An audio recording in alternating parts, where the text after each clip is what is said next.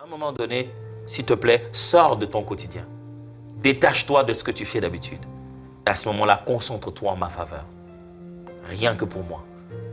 Vous savez, porter les autres, des fois, ça coûte des merveilleux matchs de télé, des belles séries télévisées, des émissions préférées.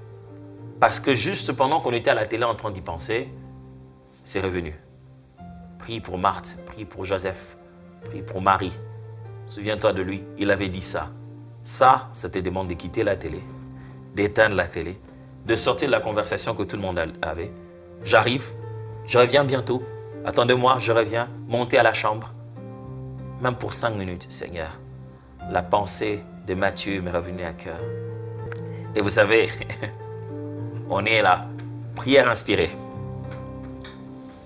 On vient pour pratiquer, vivre ce moment. Aujourd'hui, je nous ai donné quelques astuces comment faire pour prier. Après ce temps de prière ensemble, j'aimerais que vous deveniez rapide. Dès que quelqu'un vous a parlé de la prière, priez. Ne laissez pas ce moment-là en disant « Oh oui, je prierai ». Si c'est au téléphone, priez au téléphone. Si c'est physiquement que vous êtes là, mettez-lui la main sur l'épaule, priez directement. Il est bon encore pour vous d'arrêter la conversation brusquement. Au lieu de faire des promesses de prière, de prier directement. Mais aussi, ça vous demande de prendre votre temps, d'incorporer ce sujet-là. Ou simplement de créer un autre temps, une réunion extraordinaire. L'intercession, c'est convoquer une réunion extraordinaire avec Dieu dont le sujet n'est pas nous, mais le sujet est quelqu'un d'autre. Prions ensemble et demandons à Dieu cet esprit des sacrifices en nous. Que Dieu nous donne l'état d'esprit d'Abraham, qui ne pensait pas qu'à lui. Quand il entendait Dieu dire « Je vais à Sodome », il pense tout de suite à quelqu'un. « Je vais à Sodome et Gomorrhe », il pense tout de suite à Lot, qui n'avait pas que de pensée pour lui. Dieu dit « Je vais détruire », il s'est dit « Mais Lot, c'est quand même là, il peut faire la différence. » Que Dieu te donne les cœurs de faire pression dans ta relation avec Dieu pour obtenir en faveur de quelqu'un d'autre. Seigneur, donne-nous ce cœur. S'il te plaît, Seigneur. Donne-nous de comprendre que plus on grandit avec toi, plus on apprend à te craindre, on apprend à obéir à ta parole, à vivre la droiture de ta parole dans notre quotidien. Cela doit servir aussi aux autres. Le fait qu'on ait une relation avec Dieu devrait servir aux autres, devait servir aux autres dans nos moments de prière.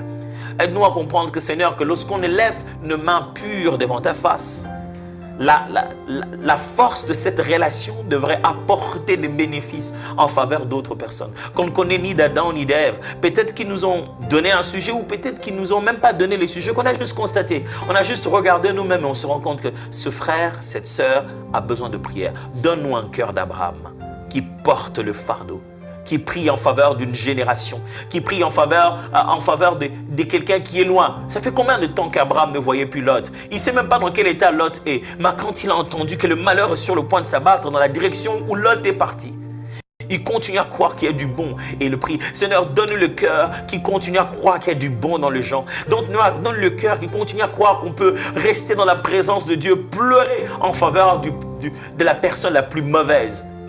Mais parce qu'on est intercesseur, fais de nous des intercesseurs.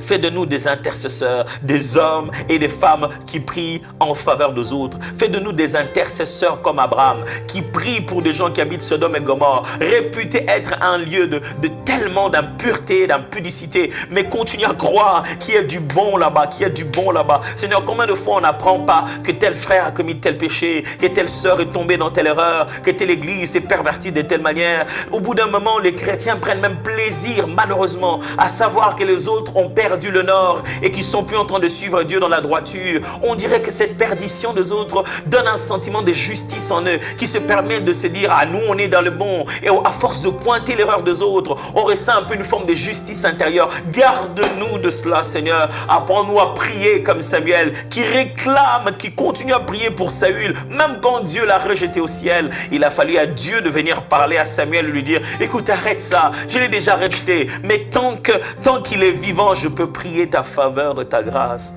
Donne-nous d'apprendre à intercéder. Donne-nous de prendre du temps de convoquer des réunions spéciales. Quand quelqu'un me demande la prière, il ne suffit pas de juste faire mon action de grâce du matin et de prier le soir ou de prendre mon temps de culte personnel. Quand quelqu'un m'a demandé la prière, il m'a demandé mon temps. Quand quelqu'un m'a demandé la prière, il m'a demandé que je convoque une réunion spéciale avec Dieu. Quand quelqu'un me demande la prière, même si j'avais prévu un repas, deux fois je ressens mon cœur, je ne mange pas tant que je n'ai pas prié pour lui. Seigneur, donne-nous d'avoir cet esprit de sacrifice, de comprendre qu'intercéder pour les autres demande de se sacrifier soi-même.